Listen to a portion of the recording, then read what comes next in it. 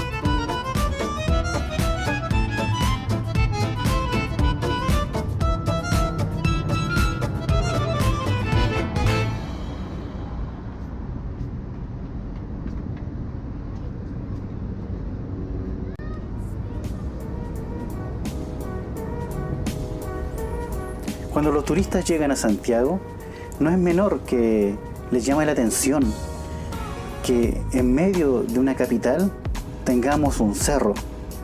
Claro, y hablamos del Cerro Santa Lucía, un parque ubicado en el corazón de la ciudad de Santiago. Para que nos ubiquemos, este cerro o parque urbano limita al sur con la avenida Libertador Bernardo O'Higgins, donde se encuentra la estación del metro Santa Lucía. Al oeste está con la calle Santa Lucía y al norte con la calle Merced. Ahora al este con la calle Victoria Subercasó. Más o menos este cerro tengo entendido que tiene una altitud de 69 metros y una superficie de 65.300 metros cuadrados.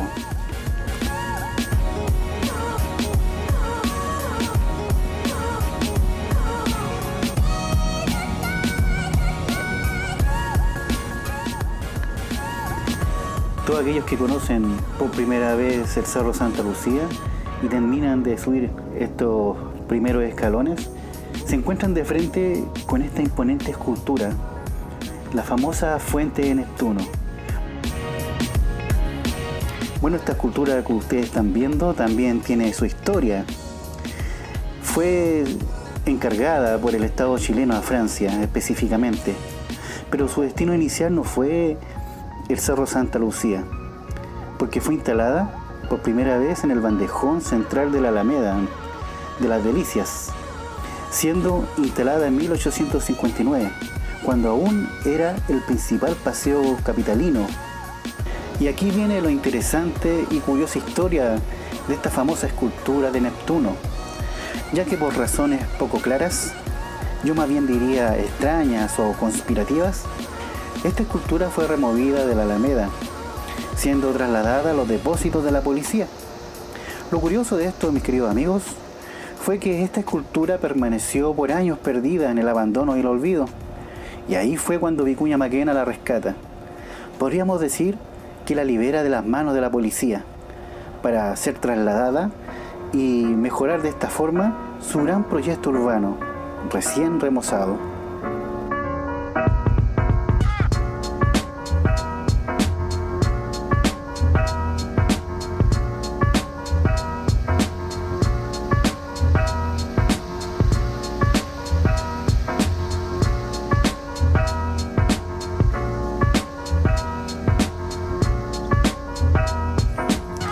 Algunos dirán que 69 metros de altura dentro de una ciudad es una elevación pequeña, pero en realidad cuando hablamos del Cerro Santa Lucía creo que es grande y enorme en historia, De hecho, es uno de los lugares más representativos de Santiago.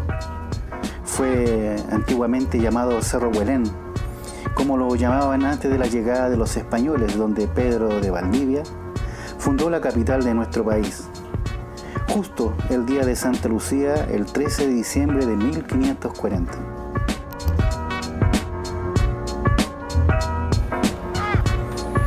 Mientras avanzo por este sendero, pienso que lo que veo, lo que me encuentro, el aspecto actual del cerro se debe a la mente de Benjamín Vicuña Maquena. Él fue intendente de la ciudad a finales del siglo XIX. Su mente fue la que trajo a este lugar el paisajismo francés, además de varias especies arbóreas, ornamentación de origen europeo y reliquias del pasado colonial chileno.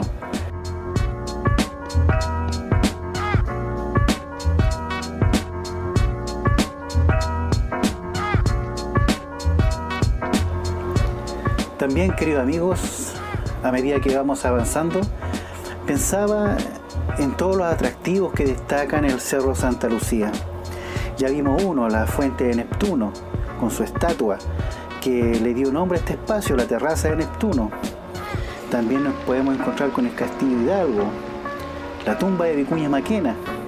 En fin, olvidaba que está el monumento de la Fundación de Santiago. Si caminan por la vereda norte de la Alameda, junto a los faldeos del cerro, verán una piedra de 2 metros en la que está grabado un extracto de la carta de Pedro de Valdivia al emperador Carlos V para contarle las bondades de su descubrimiento.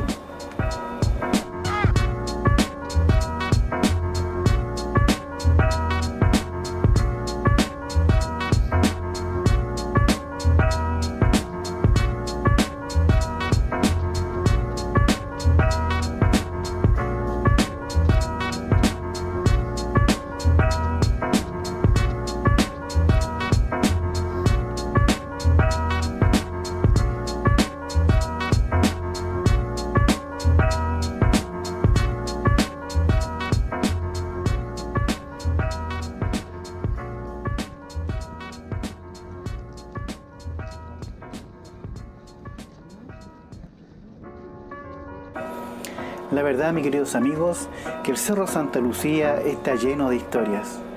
Al asumir la intendencia de Santiago en abril de 1872, Benjamín Vicuña Maquena se propuso transformar el cerro en un atractivo paseo para todos los santiaguinos, y sin duda que él lo logró. Los trabajos se iniciaron el 4 de junio de 1872 y finalizaron el 17 de septiembre de 1874. Ahora, lo curioso de esto, que el primer contingente de trabajadores lo construyeron 60 reos, que se instalaron cómodamente, dice la historia, en el Castillo Hidalgo. Usaron cerca de 18.000 carretas de tierra vegetal, y de ahí el cerro fue poblado por diferentes árboles que fueron traídos de la hacienda de Vicuña Maquena.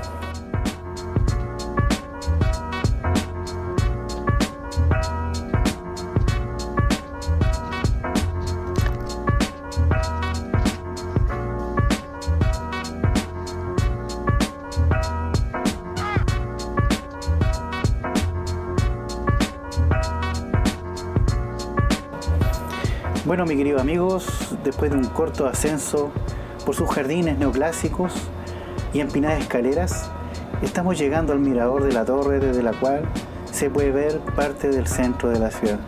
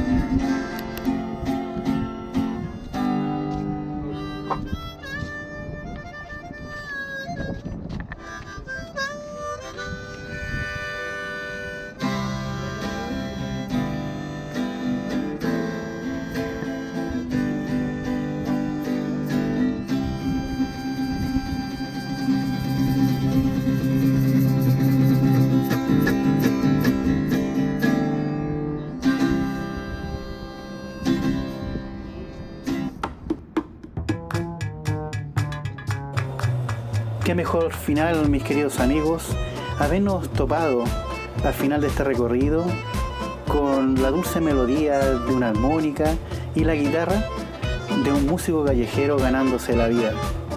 Espero que les haya gustado este video y sigan viendo nuestros próximos capítulos que estaremos subiendo en este canal. Así que nos vemos, amigos, que estén bien.